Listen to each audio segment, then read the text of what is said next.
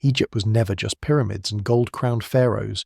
It was a civilization carved out of the Nile's heartbeat, where ordinary farmers rose and fell with the river, where kings believed they walked the earth as living gods, and where power struggles were buried beneath layers of myth. Behind the sandstone temples and desert winds lies a world of innovation, cosmic belief, and untold human drama. From the dawn of history to secrets still hidden beneath the Sahara, Egypt's story is far bigger and far stranger than what the world thinks it knows. The Nile was more than a river. It was the lifeline that shaped every breath of ancient Egypt. Each year, its predictable floods washed over the banks, leaving behind a ribbon of black fertile soil that made agriculture possible in the middle of an unforgiving desert. Farmers did not simply work the land, they followed the rhythm of the Nile the way sailors follow the stars. When the water rose, they built, repaired canals, and prepared for the season ahead. When it receded, they ploughed, sowed, and harvested with the confidence that the river would return again. This natural cycle allowed Egypt to develop the first centralized agricultural system in human history. The Nile became the foundation for their calendar, their taxation system, and even their religious worldview. To the Egyptians, the river was a divine gift, an earthly manifestation of order and stability in a world that could otherwise be chaotic. Without the Nile, Egypt would have been nothing more than scattered oases along an endless expanse of sand. With it, they built a civilization that endured for more than 3,000 years. The river gave them food, transportation, communication, and unity. It was not just water flowing northward, it was the very essence of Egyptian identity. The unification of Upper and Lower Egypt was one of the most transformative moments in world history. Before this event, the Nile Valley was divided into two distinct cultural and political regions, each with its own traditions, rulers, and symbols. Everything changed under King Narmer, the ruler often credited with bringing the two lands together into one kingdom around 3100 BCE. Narmer's iconic red and white crown symbolized his authority over both regions. This wasn't just a political merger, it marked the birth of a new national identity. For the first time, Egypt was governed by a centralized authority capable of organizing large-scale agriculture, infrastructure, and temple construction.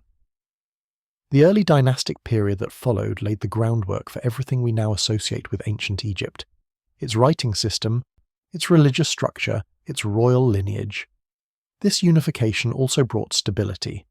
With the Nile serving as a natural highway, the king could administer distant regions, manage resources, and collect taxes more efficiently. Cooperation replaced rivalry, forging a sense of continuity that helped Egypt endure countless upheavals across millennia. In many ways, the moment Narmer united the two lands was the moment Egypt began.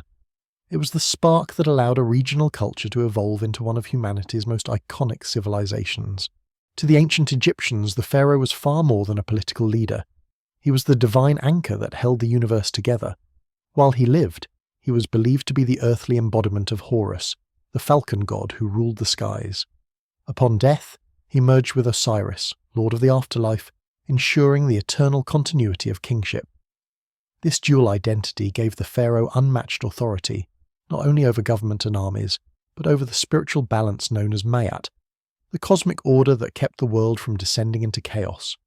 Pharaonic rule, however, was rarely as stable as the stone statues suggest. Succession was often complex, shaped by royal marriages, internal alliances, and influential queens or mothers whose roles were deliberately hidden from official records. Children sometimes ascended the throne at shockingly young ages, becoming figureheads while powerful courtiers or regents ruled behind the scenes. These moments of quiet struggle shaped Egypt's political landscape just as much as battles or building projects. Still, the pharaoh's symbolic power was essential. He performed rituals to renew the land, commissioned temples to honor the gods, and ensured that the Nile's rhythms aligned with prosperity. Whether loved, feared, or manipulated, the pharaoh stood at the center of Egypt's universe. Egypt's pyramids are often described as miracles of engineering, and in many ways they truly were. Constructed from millions of limestone blocks, some weighing several tons, these structures rose from the desert with astonishing precision. Yet the Egyptians achieved this without iron tools, wheels, or advanced machinery. Instead, they relied on ingenuity, Long ramp systems, sledges lubricated with water, wooden levers, and thousands of skilled labourers working in rotating crews. Contrary to popular myth, the pyramid builders were not slaves. Archaeological evidence shows they were paid workers who lived in nearby villages, received rations of bread, beer, and meat, and even had medical care. Their skill levels were extraordinary. Stonecutters, surveyors, architects, and sculptors coordinated with mathematical accuracy that still impresses engineers today. Beyond sheer size, the pyramids were architectural puzzles designed for one purpose: protection. Hidden chambers, false passages, sliding stone blocks, and deceptive layouts were all engineered to deter tomb robbers. Even so, most pyramids were looted in antiquity, which is why intact royal burials, like that of Tutankhamun, are so rare. The Great Pyramid of Giza remains the pinnacle of this mastery. Its alignment with celestial bodies, near-perfect angles, and massive scale are reminders of a civilization that harnessed human effort, divine motivation, and scientific insight long before the modern age. Life for ordinary Egyptians was shaped by predictable rhythms and demanding labour, yet it was also rich with community, tradition, and pride. Farmers made up the majority of the population, working the fertile banks of the Nile. During the flood season, when fields disappeared underwater, they shifted roles, repairing canals, helping with state projects, or working as labourers on temples and monuments. When the waters receded, the land became a vast green carpet where they sowed wheat, barley, flax, and vegetables. Craftsmen formed the backbone of Egypt's economy and culture. Skilled in pottery, woodworking, jewellery making, painting, and coffin carving, they passed their knowledge from father to son through generations. Each workshop had its own style and secrets, producing everything from simple household tools to elaborate objects for the elite. Above them stood the scribes, one of the most respected professions in ancient Egypt. These educated individuals mastered hieroglyphic writing, mathematics, and administration. They recorded harvest yields, maintained legal documents, wrote letters, and managed temple archives. Their literacy placed them in a privileged position within society, bridging the gap between common people and the ruling elite. Despite its hierarchical structure, ancient Egypt offered surprising mobility. Talent, education, and royal favour could elevate a person's status, making the society far more dynamic than many imagine. To the ancient Egyptians, death was not an ending but a transition, a doorway to a second, eternal life. This belief shaped every aspect of their culture, from architecture to daily rituals. Preparing for the afterlife was a lifelong process, and the body had to be preserved so the soul, or ka, could recognize and return to it. Thus, the complex art of mummification was developed, involving weeks of drying, wrapping, and ritual purification. The journey after death was perilous. Texts like the Book of the Dead offered spells, instructions, and prayers to guide the soul through the dangerous trials of the underworld. The deceased had to pass the judgment of Osiris, where their heart was weighed against the feather of Maat. A pure heart ensured rebirth, a heavy one resulted in annihilation. Tombs were more than burial chambers, they were houses for eternity. Walls were covered with scenes of farming, festivals, food, and music, ensuring the deceased enjoyed the pleasures of life forever. Offerings of bread, beer, incense, and amulets were placed to sustain and protect the soul. For the Egyptians, the world of the living and the world of the dead were deeply intertwined. Their devotion to the afterlife reveals a civilization driven not by fear of death, but by an unshakable belief in continuity, order, and divine harmony. Women in ancient Egypt lived with a level of independence and legal protection that was extraordinary for the ancient world. They could own land, manage businesses, inherit property, and even divorce, rights that many later civilizations would not grant for thousands of years. Within households, women oversaw family life, arranged marriages, and preserved religious traditions. But their influence did not end at the home. Some rose to shape politics, diplomacy, and even kingship itself. Hatshepsut stands as the most striking example. Refusing to act merely as regent, she declared herself pharaoh, adopted royal titles, and oversaw vast building campaigns, including her iconic temple at Deir el-Bahari. Her reign was prosperous and stable, yet later kings attempted to erase her name, uneasy with the power she wielded. Nefertiti, known for her beauty, was far more than a symbolic queen. During Akhenaten's religious revolution, she acted as co-ruler, performing rituals, giving orders, and possibly ruling outright after his death. Centuries later, Cleopatra VII became the last great Egyptian monarch, politically astute, multilingual, and determined to preserve Egypt's independence in a world increasingly dominated by Rome. Though official records often minimized their roles, Egyptian women, especially royal women, were forces of political, religious, and cultural power whose legacies continue to challenge modern assumptions. Egypt's long history was not a smooth ascent but a cycle of flourishing and collapse, shaped by invasions, internal fractures, and remarkable periods of renewal. One of the most dramatic disruptions came with the arrival of the Hyksos, a group from Western Asia who introduced new military technologies, horse-drawn chariots, composite bows, and advanced fortifications. Their occupation of the Delta shattered Egypt's unity, but it also pushed Egyptians to innovate. When native kings finally expelled the Hyksos, a powerful new era began. The new kingdom was Egypt at its peak.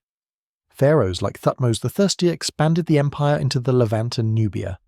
Seti I and Ramesses II built monumental temples, negotiated treaties, and projected Egyptian influence across the Near East. This was the age of grand architecture, immense wealth, and legendary battles. Yet decline eventually returned. External pressures mounted, Libyan tribes pushed from the west, Nubian kingdoms rose in the south, and mysterious groups known as the Sea Peoples attacked from the Mediterranean. Internal corruption and economic strain further destabilized the monarchy. Still, Egypt refused to disappear. Even after fragmentation, new dynasties emerged, sometimes native, sometimes foreign, each reviving the old traditions. This resilience, the ability to rise again from crisis, became one of the defining strengths of Egyptian civilization. The end of the pharaonic era did not arrive with a dramatic collapse, but with a slow, inevitable shift in power. After the defeat of Cleopatra VII and Mark Antony in 31 BCE, Egypt became a province of the Roman Empire, its wealth, grain, and strategic location now serving imperial interests. Roman governors replaced the old priestly elites, and temples gradually became administrative centers rather than sacred sanctuaries. Yet Egypt did not lose its identity overnight. Roman emperors often portrayed themselves in traditional Egyptian style on temple walls to legitimize their rule. Local priests continued ancient rituals, and ordinary people still prayed to Isis, Osiris, and Anubis. Life along the Nile remained deeply tied to its agricultural cycles, just as it had for millennia. Over time, however, change seeped in. Greek and Latin languages replaced hieroglyphs in government and trade. Artistic styles blended, creating a hybrid Egyptian Greco-Roman aesthetic. As Christianity spread across the empire, old temples were abandoned or repurposed, and the last hieroglyphic inscription was carved around 394 CE. Though the political structure faded, the cultural soul of Egypt endured. Its symbols, Ankh, scarabs, the Eye of Horus, continued to survive, echoing a civilization that refused to vanish completely. Despite centuries of excavation, Egypt remains one of the world's greatest archaeological frontiers. Experts estimate that more than 70% of its ancient sites are still buried beneath desert sands, river sediments, or modern towns. Every year brings new discoveries, hidden chambers, forgotten tombs, lost cities, and unexpected artifacts that reshape our understanding of the ancient world. Modern technology has become archaeology's most powerful tool. Ground-penetrating radar reveals structures without digging. Drones map entire landscapes in hours. DNA analysis uncovers family lines of ancient rulers. CT scans allow scientists to unwrap mummies digitally, preserving them while exploring their secrets. These advances suggest that vast parts of Egypt's past remain untouched. Entire necropolises, ceremonial complexes, and administrative centers waiting below the surface.